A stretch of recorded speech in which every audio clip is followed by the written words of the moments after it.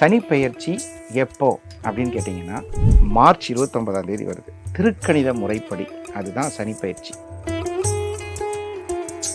மற்ற எந்த பயிற்சியாக இருந்தாலும் அப்படியாமோ சனி பெயர்ச்சி மட்டும் ரொம்ப ரொம்ப இம்பார்ட்டன்ட். காரணம், கர்மாவினுடைய தீர்க்கக்கூடிய அளவுக்கு அந்த பெயர்ச்சி வேலை செய்யும் அப்படிங்கிறது ஒரு நம்பிக்கை. அந்த சூரிய பகவான் இவங்க 2 பேருக்கும் சனி பகவானுக்கும் ஒரு பகை இருக்குது. என்ன பகை அப்படின்னு கேட்டிங்கன்னா, நார்மலாக நம்ம அஸ்ட்ராலஜி பிரகாரம் பார்த்தீங்கன்னா சனியோட சொந்த வீடு, கும்பராசி அவரோட வீடு. இந்த 2 வீட்டுக்கும் அந்த சனி பகவான் பகை கிரகமாக வந்துடுறாரு. சனி யாருக்கு ரொம்ப பிடிச்சவங்கன்னா கடின உழைப்பாளிகள், ஹார்ட் ஒர்க் பண்ணுறாங்க இல்லையா, வேர்வை சிந்தி நான் சேர்த்த ஒவ்வொரு காசும் அப்படின்னு சொல்கிறாங்க இல்லையா, அந்த கடின உழைப்பாளிக்கு சனி சப்போர்ட் பண்ணுவார். ரெஸ்ட்டே கிடைக்காது. நீங்கள் பெரும்பாலும் பாருங்கள், சூரியன் சனி காம்பினேஷனில் இருக்கிறவங்க எல்லாத்துக்குமே ரெஸ்ட் கிடையாது. நல்லா தூங்கணும், வாய்ப்பே இல்லை. தூக்கமே இருக்காது. பெரும்பாலும் சனி திசை நடக்கிறவங்களை எடுத்துட்டிங்கன்னா தூக்கமே வராது, பயங்கர உழைப்பு. அவங்கள்ட்ட நீங்கள் பேசுனாங்களே வேலையை பற்றி மட்டும்தான் பேசுவாங்க. அதில் சூரியன் சனி காம்பினேஷனில் இருக்கிறவங்க விளக்கேற்றினால் மிகப்பெரிய வெற்றி அடைவார்கள். தயாரிப்பில் யுவன் சங்கர் ராஜா இசையில் ஸ்ரீநித்யா சுகுமார் இயக்கத்தில் ரியோராஜ் நடிக்கும் ஸ்வீட் ஹார்ட் திரைப்படம் மார்ச் 14 முதல். குமுதம் சிநேகிதியின் ஆஹா கொண்டாட்டம் சீசன் 3 நடைபெறும் நாள் மார்ச் 30 ஞாயிற்றுக்கிழமை. இடம் எஸ்வி கல்யாண மண்டபம், காஞ்சிபுரம். குமுதம் பக்தி நேயர்கள் அனைவருக்குமே வணக்கம். ஒவ்வொரு தடவையுமே நம்ம ஆன்மீகம் சார்ந்து நிறைய தகவல்களை உங்களுக்காக கொடுத்துட்டு இருக்கோம். இந்த வருஷம் 2025 சனி பெயர்ச்சி வரப்போகுதுங்க. இந்த சனி கிரகத்து கூட ஒவ்வொரு கிரகங்களும் சேர்ந்தா என்ன மாதிரியான பலன்கள் நமக்கு கிடைக்கும் அப்படின்றத நம்ம கூட பகிர்ந்துக்கிறதுக்காக இணைஞ்சிருக்கக்கூடிய சிறப்பு விருந்தினர் யார் அப்படின்னு பார்த்தீங்கன்னா, நல்ல நேரம் நாகராஜன் சார். அவங்க தான். வாங்க உங்க கூட சேர்ந்து நிறைய விஷயங்களை கேட்டு தெரிஞ்சுக்கலாம். சார் வணக்கம். வணக்கம் மேடம். எப்படி சார் இருக்கீங்க? நல்லா இருக்கேன் மேடம், சூப்பராக இருக்கேன். அதாவது ஆரம்பமே கிரக சேர்க்கை பலன்கள் அப்படிங்கிறது ஒரு அற்புதமான விஷயம். பொதுவாகவே சனி பயிற்சி அப்படின்னாலே சந்திரனோட சனி சேர்றது தான் சனி பயிற்சி. இப்போ சந்திரனுங்கிற கிரகம் மீனத்தில் இருக்குது. அந்த மீனத்தில் இருக்கக்கூடிய அந்த கிரகம் சனி போய் தொடுறதுக்கு பேர் 7.5 சனி தொடங்கிடுச்சு. 12ஆம் இடம், 1ஆம் இடம், 2ஆம் இடம். கிரக சேர்க்கை பலன்கள்ங்கிறது ஒரு அற்புதமான கான்செப்ட். இதை பற்றி பேசுகிறதுக்கு முன்னாடி நம்மளுடைய 101வது பிறந்தநாள் கொண்டாடிட்டு இருக்கிற நம்மளுடைய ஏஎம் ராஜகோபால் ஐயா அவர்களுக்கு என்னுடைய அன்பும் பணிவும் கனிவும் கலந்த பாத நமஸ்காரங்கள். என்ன காரணம் அப்படின்னு கேட்டிங்கன்னா, 20 வருஷத்துக்கு முன்னாடி அவர் சொன்னார், பிரபலமான ஜோதிடராக நீ வருவ அப்படின்னு சொல்லி எனக்கு ஆசீர்வாதம் கொடுத்தார். அந்த பொற்பாதங்கள். அதே மாதிரி நவபிருந்தாவனம் போயிட்டு வான்னு சொன்னார். நவபிருந்தாவனம் போயிட்டு வந்தோம். இப்போ கூட போயிட்டு வந்தோம். அப்போ அந்த போயிட்டு வந்த உடனே எனக்கு குமுதம் ஜோதிடத்திலிருந்து ஒரு அழைப்பு, சார் நீங்கள் இந்த மாதிரி நிகழ்ச்சியில் நீங்கள் கலந்து. எப்படி ஒரு மகான்களினுடைய வார்த்தை எவ்வளோ அற்புதமாக பழிக்குது பாருங்கள். 25 வருஷத்துக்கு முன்னாடி அவரை பார்க்கும்போது சொன்ன ஆசீர்வாதம். அதுக்கப்புறம் நிறைய தடவை நவபிருந்தாவனம், மந்திராலயம்லாம் போயிருக்கோம். அப்பேற்பட்ட ஒருத்தர் வளர்த்த இந்த குமுதம் ஜோதிடத்தில் பேசுவதற்கு, புண்ணியம் செய்திருப்பதற்கு பெருமகிழ்ச்சி அடைகிறேன். ரொம்ப நன்றி சார், ரொம்ப நன்றி சார். சார் இப்போ பார்த்தீங்க அப்படின்னா சனி பெயர்ச்சி வரப்போகுது இல்லையா 2025. ஸோ இந்த சனி பெயர்ச்சியோட ஒவ்வொரு கிரகங்களும் சேரும்போது என்னென்ன மாதிரியான பலன்கள்லாம் கிடைக்கும்னு இதில் காமனான விஷயங்களை நம்ம நேர்களுக்காக பேசிடலாம் சார். ரைட். அதாவது சனி பெயர்ச்சி என்றால் என்ன அப்படிங்கிறது ஒரு முக்கியமான விஷயம். சனி பெயர்ச்சி எப்போ அப்படின்னு கேட்டிங்கன்னா மார்ச் 29ஆம் தேதி வருது. திருக்கணித முறைப்படி அதுதான் சனி பெயர்ச்சி. இந்த சனி பெயர்ச்சி ஒரு அற்புதமான சனி பெயர்ச்சி. என்ன காரணம் அப்படின்னு கேட்டிங்கன்னா, குரு வீட்டிற்கு வரக்கூடிய சனி பகவான். குருன்னா யார்? தனுசு, மீனம், இந்த 2 வீடுகள் கொண்ட குரு பகவானுக்கு மீன ராசிக்கு வரக்கூடிய ஒரு சனி பெயர்ச்சி. சனி பெயர்ச்சி ஒரு வீட்டுக்கு வர்றதுக்கு 30 வருஷம் ஆகும். நேற்று கூட ஒரு ஜோசியம் பார்த்தேன் ஒருத்தருக்கு. அவங்க சொல்கிறாங்க, சார் இந்த குழந்தைக்கு 30 வருஷம் காத்திருந்தாங்கிறாங்க. நான் கேட்டேன், என்னங்க குழந்தைக்கு 30 வருஷம் எப்படிங்க காத்திருந்தீங்க அப்படின்னு கேட்கும்போது, சார் எங்கள் வீட்டில் தொடர்ந்து ஆண் குழந்தைகளே பிறந்துட்டு இருந்தாங்க. இப்போ தான் சார் இந்த லட்சுமி வந்திருக்கு, மிகப்பெரிய ஒரு பிரபலமான நபர். அவர் அப்போ நான் சொன்னேன், அந்த பொண்ணுக்கு பேர் நிலான்னு வச்சுருக்கீங்களா? ஆமாம் சார். எப்படி சார் கரெக்டாக சொல்கிறீங்க? ஒரு முழு நிலவை பார்க்குறதுக்கு 30 நாள் ஆகும். அந்த முழு ஒரு நிலாவை பார்க்குறதுக்கு 30 நாள் ஆகும். அந்த குழந்தை ஒரு வீட்டுக்கு வர்றதுக்கு 30 வருஷம் ஆகும். இதைத்தான் பெருமையாக என்ன பலன் சொல்லுவாங்க தெரியுமா? 30 வருஷம் வாழ்ந்தவனும் இல்லை, 30 வருஷம் வீழ்ந்தவனும் இல்லை. அது என்னப்பா 30 வருஷத்துக்கு முக்கியமாக சொல்கிறீங்கன்னா, ஒரு சனி டோட்டல் இந்த 12 கட்டத்தை ரவுண்ட் பண்ணுறதுக்கு 30 இயர்ஸ், 2.5 வருஷம், 12 × 2 30. ஸோ இந்த 30 ஆண்டுகள் சனியினுடைய டோட்டல் ரவுண்டு இந்த 30 ஆண்டுகள் அவர் கம்ப்ளீட் பண்ணிட்டார்னா நடக்காத சம்பவங்கள் எதுவாக இருந்தாலும் நடக்கும். இப்படி இருக்கிற சம்பவம் இப்படி மாறும், இப்படி இருக்கிற சம்பவம் இப்படி மாறும். இதுக்கு இன்னொரு உதாரணம் சொல்லலாம். யார் கூடயாவது நம்ம ஒரு பகை, சொத்து பத்து பிரச்சனை, ஏதோ ஒன்று. இந்த வழக்கு இந்த இதை பற்றி பார்த்தீங்கன்னா எனக்கு எங்கள் அண்ணனுக்கும் பயங்கரமாக 30 வருஷமாக பிரச்சனைங்க. தீந்துரும்ப்பான்னு சொன்னால் 30 ஆண்டுகளுக்குள் தீராத பிரச்சனைன்னு ஒன்று கிடையவே கிடையாது, தீந்துரும் கண்டிப்பாக. அது நீங்கள் எதை வேணாலும் எடுத்துக்கலாம். எவ்வளோ பெரிய பிரச்சனையாக இருந்தாலும் 30 ஆண்டுகளுக்கு ஒரு முறை அது கண்டிப்பாக அது வந்து மாறக்கூடிய ஒரு விஷயந்தான் சனி பயிற்சி. அதனால தான் சனி பயிற்சிக்கு இவ்வளவு இம்பார்ட்டன்ஸ் கொடுக்குறோம். மற்ற எந்த பயிற்சியாக இருந்தாலும் ஓஹோ அப்படியாம்போ, சனி பயிற்சி மட்டும் ரொம்ப ரொம்ப இம்பார்ட்டன்ட். காரணம், கர்மாவினுடைய தீர்க்கக்கூடிய அளவுக்கு அந்த பெயர்ச்சி வேலை செய்யும் அப்படிங்கிறது ஒரு நம்பிக்கை. இப்போ காமனான விஷயங்கள் பத்தி நம்ம பேசிட்டு இருக்கோம் இல்லையா? இப்போ வந்து ஒவ்வொரு கிரகங்களுமே சனி கூட சேர்ந்தா என்னென்ன மாதிரியான பலன்கள் நடக்கும் அப்படின்றத பத்தி பேசிடலாம் சார்.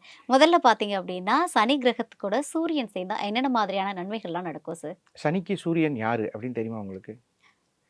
சனியோட அப்பா தான் சூரியன். அதனால சனி சூரியன் அப்படிங்கிறது வந்து ரொம்ப ஒரு அருமையான காம்பினேஷனாக சொல்ல முடியாது. என்ன காரணம் அப்படின்னு கேட்டிங்கன்னா, அந்த சூரிய பகவான் இவங்க 2 பேருக்கும் சனி பகவானுக்கும் ஒரு பகை இருக்குது. என்ன பகை அப்படின்னு கேட்டிங்கன்னா, நார்மலாக நம்ம அஸ்ட்ராலஜி பிரகாரம் பார்த்தீங்கன்னா, மகர ராசி தான் சனியோட சொந்த வீடு, கும்பராசி அவரோட வீடு. இந்த 2 வீட்டுக்கும் அந்த சனி பகவான் வந்து பகை கிரகமாக வந்துடுறாரு. பெரும்பாலும் சூரியன் அப்படிங்கிற ஒரு கிரகத்தை சனியோட காம்பினேட் பண்ணி பார்க்கும்போது பார்த்தீங்கன்னா, இப்போ பங்குனி மாதம் பிறந்தவங்க பூரா அவங்களுக்கு சூரியன் எங்கே இருக்குன்னு கேட்டிங்கன்னா மீனத்தில் தான் இருக்கும். அப்போ மீனத்தில் சூரியன் இருக்கிறவங்க எல்லாருமே பங்குனி மாதம் பிறந்தவங்களா சார்? பங்குனி 30 நாளும் பிறந்தவங்க அங்கே தான் இருப்பாங்களா? ஆமாம், அதில் ஒன்றும் சந்தேகமே கிடையாது. நீங்கள் கேட்குற கேள்வி எவ்வளோ சயின்டிஃபிக்காக இருக்குது பாருங்கள். இப்போது இந்த சனி பயிற்சி எப்போ ஆக போகுது அப்படின்னு கேட்டிங்கன்னா பங்குனி மாதம் தான் ஆக போகுது. அந்த பங்குனி மாதத்தில் சூரியன் மீனத்தில் தான் இருக்க போகிறார். இப்போ அந்த சூரியன் மீனத்தில் இருக்கிறதும் சனி பகவான் இப்போ அங்கே போகிறார். ஆல்ரெடி அங்கே அப்பா இருக்கார். அந்த இடத்துக்கு இப்போ சனி பகவான் மீட் பண்ண போகிறார். சூரியன் சனி காம்பினேஷன் எப்படி சார் இருக்கும் அப்படின்னு கேட்டிங்கன்னா, ஏற்கனவே சொல்லிட்டேன், தந்தை அப்படின்னு சொல்லக்கூடியவர் சூரியன். அது மட்டும் இல்லாமல் உயர் பதவிகள், அரசாங்க சம்பந்தப்பட்ட பதவிகள், தலைமை பொறுப்பு, பிரதானமான இடம். இப்போ ஒரு ஸ்கூலில் இருக்குன்னா அங்கே சூரியன் யார்? தலைமை ஆசிரியர். Very good. ஒரு காலேஜ் இருக்குன்னா அங்கே யார்? இந்த மாதிரி ஒவ்வொரு இடத்துலையும் ஹெச்ஓடிஸ் தான். அந்த மாதிரி ஒவ்வொரு இடத்துலையும் இடத்துக்கு இடம் மாறுபடும். இப்போ ஒரு கிளாஸ் ரூமில் பார்த்தீங்கன்னா டீச்சர் தான் சூரியன். இந்த மாதிரி ஒவ்வொரு இடத்துலையும் தலைமை பொறுப்பு வகிக்கக்கூடிய எல்லாருக்குமே சூரியன் வந்துடும். அப்போ இந்த சாட்டனோட வரும்போது என்ன அப்படின்னு கேட்டிங்கன்னா, நிறைய டிஃபிகல்ட்டிஸை ஃபேஸ் பண்ணுவாங்க. இந்த நீங்கள் நிறைய கேள்விப்பட்டிருப்பீங்க, ஒர்க் ப்ரெஷர் தாங்கவே முடியல சார் அப்படின்னா என்ன அர்த்தம் சொல்லுங்கள்? அதிகமாக இருக்கும். ஒர்க் ப்ரெஷருக்கு நமக்கு மேலே இருக்கக்கூடிய ஹெச்ஓடிஸினுடைய டார்ச்சர் அதிகமாக இருக்கும். நீ சனிக்கிழமைக்குள்ளே இந்த பிரச்சனையை முடிக்கிற, வெள்ளிக்கிழமைக்குள்ளே இந்த பிரச்சனையை முடிக்கிற, செவ்வாய்க்கிழமை இது எனக்கு இந்த ஆர்டர் வேணும். சரி, அதுக்கான எல்லா அட்மாஸ்பியரும் செஞ்சு தரணும்ல, அது கிடைக்காது. ஸோ இந்த சூரியன் சனி காம்பினேஷனில் இந்த கம்ஃபர்டபிலிட்டி கிடைக்காது. ஓகே. ஆனால் செஞ்சு முடிக்கணும். இது ஒரு பெரிய வருத்தமான விஷயம். இதில் பெரிய பியூட்டி என்னன்னு கேட்டிங்கன்னா, இதை எப்படி சரி பண்ணுறதுங்கிறது தான் பெரிய பாயிண்ட்.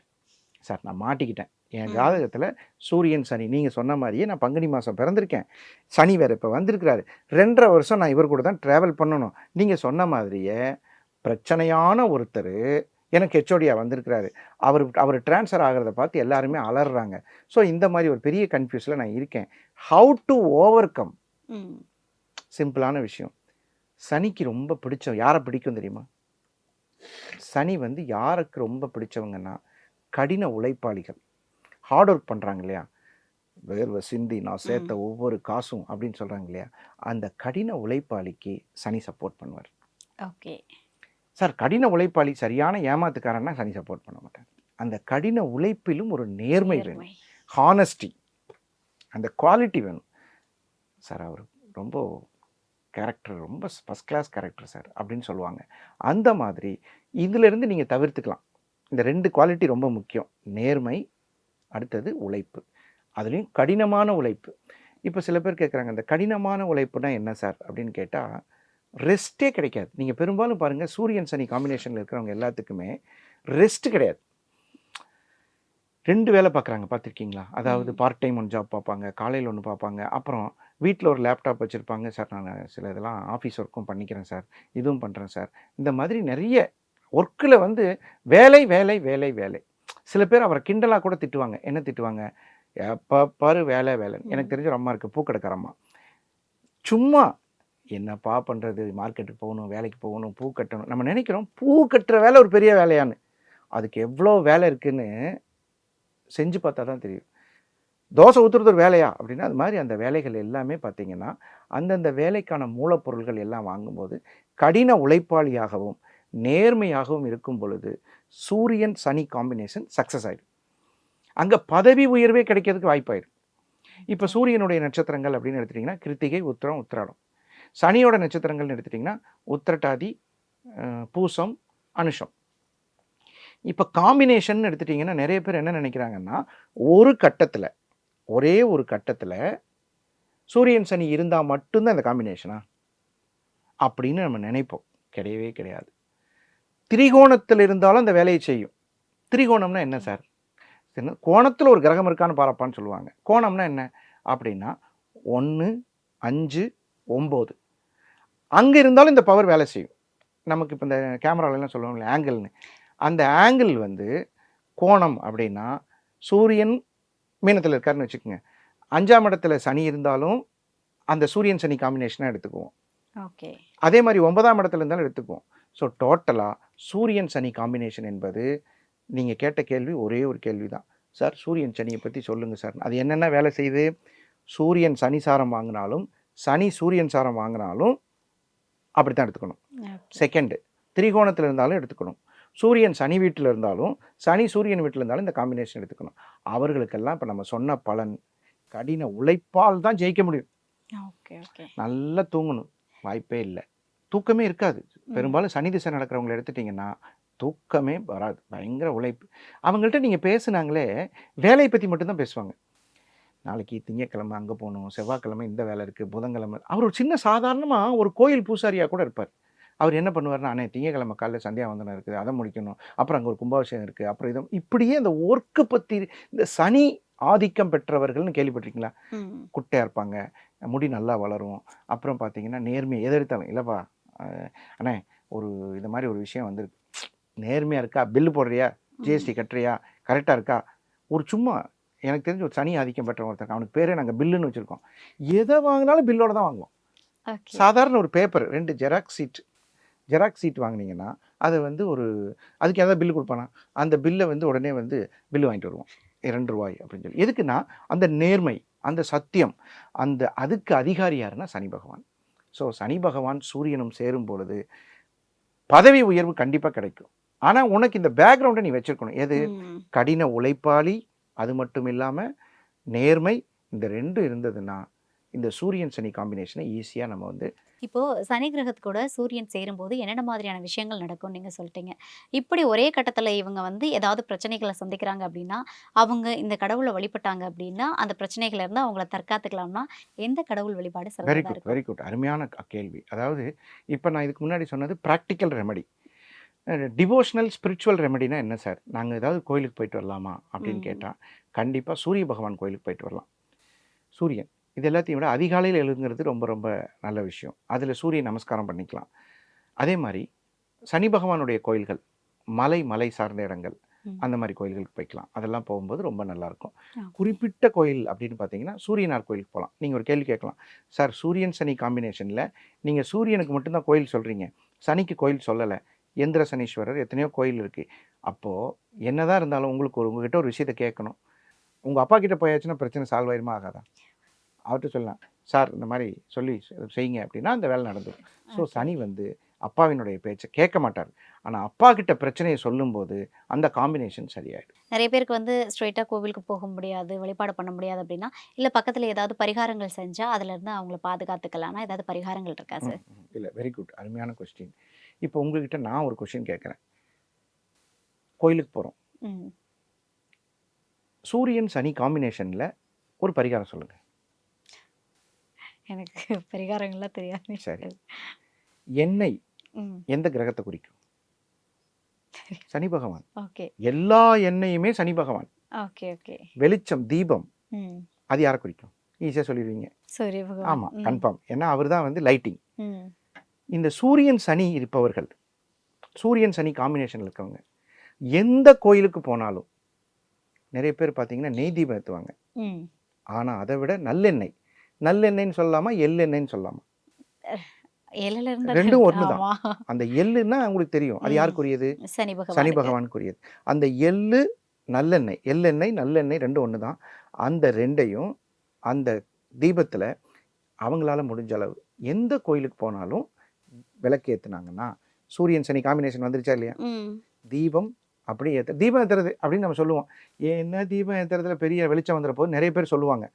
அதில் சூரியன் சனி காம்பினேஷனில் இருக்கிறவங்க விளக்கேற்றினால் மிகப்பெரிய வெற்றி அடைவார்கள். ஓகே. அதில் நிறைய விஷயம் இருக்குது. மலை மேலே தீபம் ஏற்றுறது, வீட்டு மேலே ஏற்றுறது. இந்த திருவண்ணாமலை கார்த்திகை தீபம்லாம் கேள்விப்பட்டிருப்பீங்க. ஆமா. அந்த மாதிரி அதெல்லாம் ஏன் ஏற்றணும் அப்படின்னா, மலை அப்படின்னா உறுதியானது. ம். அந்த மாதிரி நிறைய விஷயம் அது. அதனால சிம்பிளாக சொல்லுங்கள் சார், நீங்கள் சொன்னதுனால தீபம் ஏற்றி வழிபடுதல். அதில் சனி பகவானும் வந்துடுவார், அதில் சூரிய பகவானும் வந்துடுவார். அப்போது அந்த ரெண்டு பேரோட காம்பினேஷனில் விளக்கேற்றலாம்.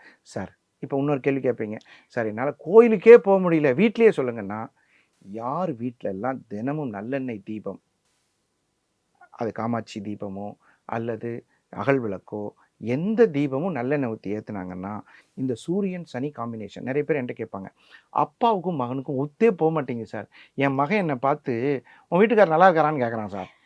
இது நடக்கும். கண்டிப்பா. சில அப்பாக்கள் என்கிட்ட வந்து வருத்தமாக சொல்லுவாங்க. அவங்களாம் என்ன சார் பண்ணுறது அப்படின்னா, நான் சொல்லுவேன், ரொம்ப எளிமையான பரிகாரம். நல்லெண்ணெய் திரி அந்த விளக்கேற்றும் போது சூரியன் சனி காம்பினேஷனில் இந்த பரிகாரங்கள் சரி, எளிமையான பரிகாரம்.